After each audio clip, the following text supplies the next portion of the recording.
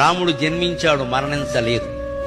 రాముడు కౌశల్యా గర్భాన పుట్టాడు, దశరథుని ఇంట్లో పుట్టాడు, అందరికీ తెలుసు, అందరూ చూశారు. జన్మించాడు కానీ మరణించలేదు.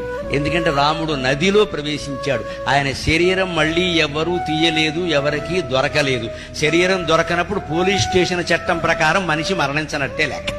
మరణించాడు అని పోలీస్ స్టేషన్లో చెబితే మృతదేహం ఏదని అడుగుతారు ఖచ్చితంగా. మృతదేహం దొరకలేదు అంటే అనుమానాస్పదం అని పెడతారు. 6 రోజులు ఉండిపోయింది అక్కడ, అంత్యక్రియలు కూడా లేకుండా. తర్వాత వెళ్లి అర్జునుడు దహనం చేశాడు దాన్ని. శరీరం దొరికింది కానీ కృష్ణుడు జన్మించలేదు. ఎందుకంటే ఏ శరీరం కృష్ణుడు రూపంలో మరణించిందో ఆ శరీరంతో జన్మించలేదండి కృష్ణుడు. మీరు భాగవతం మూలం చదువుకుంటే అర్థమవుతుంది. దేవకీదేవి నొప్పులు పడుతూ ఉంటే బిడ్డ బయట పడకపోగా ఆవిడ నొప్పులు తగ్గిపోయే చెరసాలలో ఆకాశంలో విష్ణువు కనబడ్డాడు. ఇదేమిటి అని చూసింది ఆవిడ. నన్ను భరించలేవు నువ్వు, అందుకే నేనే బయటకు వచ్చానడ.